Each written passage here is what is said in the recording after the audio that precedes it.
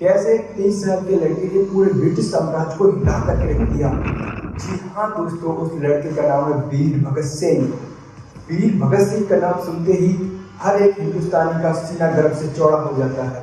भगत सिंह चर्चा में जब आए जब उन्होंने चंद्रशेखर आजाद के साथ मिलकर के बर्नी सैंडर की हत्या कर दी।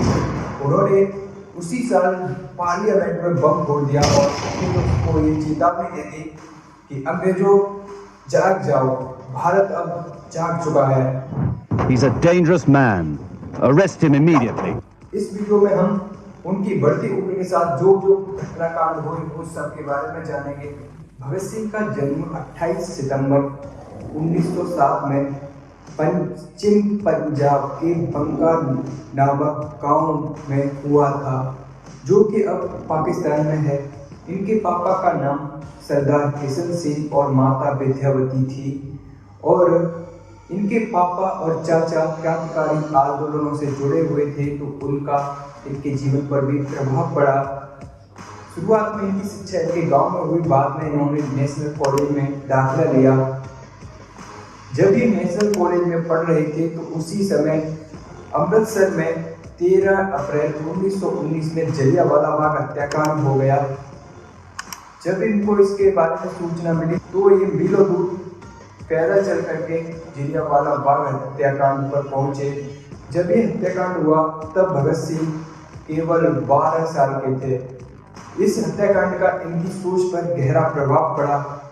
इन्होंने कुछ दिनों बाद नेशनल कॉलेज की पढ़ाई छोड़ दी और भारत की आज़ादी के लिए नौजवान भारत सभा का गठन किया। 1922 में चौरी हत्याकांड के बाद गांधी जी ने किसानों का साथ नहीं दिया। जनता इनके रास्ते पर चलने लग गई तो इससे हमारे समाज की रचना नहीं होगी। तो इन्हें विश्वास हो गया कि अहिंसात्मक तरीके से कुछ नहीं होने वाला। तब इन्होंने चंद्रशेखर आजाद की गदर पार्टी की सदस्यता ली और सशस्त्र क्रांति का रास्ता अपनाया। कानपुर हत्याकांड में रामप्रसाद बिस्मिल सहित 4 लोगों को फांसी की सजा हुई और उनके साथ 16 लोगों को आजीवन कारावास की सजा हुई। इससे भगत सिंह नाराज हुए तो उन्होंने चंद्रशेखर आजाद की पार्टी ज्वाइन कर ली, जिसका नाम था हिंदुस्तान रिपब्लिक ऑफ एसोसिएशन। उन्होंने उस पार्टी को ज्वाइन करके उसको एक नया नाम दिया, Hindustan socialist Republic of association. Hindustan socialist Republic of association का एक उद्देश्य था, उद्देश्य ये था कि सेवा, पीड़ा, त्याग झेल सकने वाले नवयुवक तैयार करना। भगत सिंह अपने सशस्त्र क्रांतिकारी दल के प्रमुख नेता राजगुरु सुखदेव चंद्रशेखर आजाद के साथ अपना प्रभुत्व बना चुके थे। जब साइमन कमीशन आया तो लोगों ने उसका विरोध प्रदर्शन किया और उस विरोध प्रदर्शन में लाला लाजपत राय शामिल थे। इस विरोध प्रदर्शन को रोकने के लिए बर्नी सैंडर्स ने और लाठीचार्ज का ऑर्डर दे दिया, जिसमें लाला लाजपत राय बुरी तरह से घायल हो गए। उनकी कुछ दिनों बाद मृत्यु हो गई। लाला लाजपत राय की मौत का बदला लेने के लिए उन्होंने लाठीचार्ज करने वाले कमांडिंग ऑफिसर को मारने की योजना बनाई। योजना के तहत राजगुरु और भगत सिंह कोतवाली के सामने टहलने लगे और जयगोपाल ने अपनी साइकिल में ऐसा दौड़ मचाया कि जैसे वो खराब हो गई हो। उधर चंद्रशेखर आजाद DAV कॉलेज में उनके रक्षक के तौर पर तैनात हो गए। जयगोपाल के कहने पर दोनों सचेत हो गए। 27 दिसंबर 1927 को PT सैंडर्स के आते ही राजगुरु ने गोली मारी और 4 गोली भगत सिंह ने मारी और PT सैंडर्स को वही सुला दिया। जब ये गोली मारकर भाग रहे थे तो भारतीय सिपाही चरण सिंह के पीछे दौड़ा, लेकिन जब चंद्रशेखर आजाद ने उसे रोका, मना किया, लेकिन वो नहीं माना तो चंद्रशेखर आजाद ने उसमें गोली मार दी और वो भी वही खत्म हो गया। इस तरह इन्होंने लाला लाजपत राय की मौत का बदला ले लिया। इनका दल चाहता था कि मजदूर विरोधी नीतियों का संसद में पारित न होने देना। इसके लिए उन्होंने असेंबली में बम फेंकने की योजना बनाई। योजना के तहत वो चाहते थे कि उनकी बात अंग्रेजों के पास तक पहुंच जाए कि हिंदुस्तान अब जाग चुका है और किसी को नुकसान भी ना हो। इसके लिए भगत सिंह और बटुकेश्वर दत्त को चुना गया। उन्होंने बम को ले जा करके असेंबली में एक खाली स्थान पर बम को फोड़ दिया और खुद की गिरफ्तारी दे दी। बम के फूटते ही उन्होंने इनकलाब जिंदाबाद के नारे लगाए और साथ में लाए पर्चों को ऊपर उछाल दिया।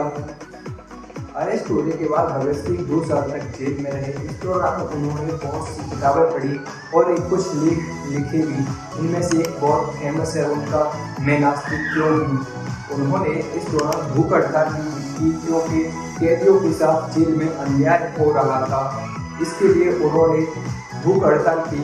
इसमें उनके एक साथी यतीन्द्र दास नाथ की भूख हड़ताल से मौत हो गई।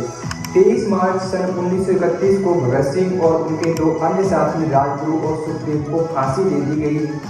जब वो फांसी के लिए जा रहे थे तो तीनों मस्ती में गा रहे थे,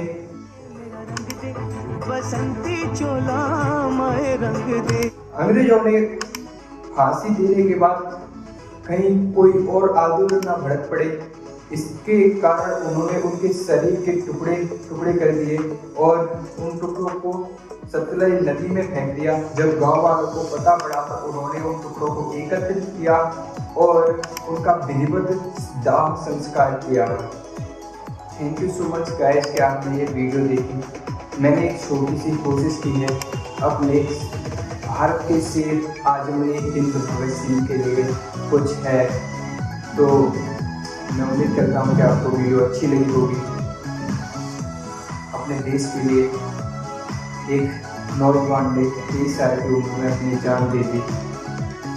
बहुत ही इंस्पायरिंग स्टोरी है इनकी एक किताब है मैं नास्तिक क्यों हूँ, बहुत ही अच्छी है। आप उसे एक बार पढ़ के देखिएगा।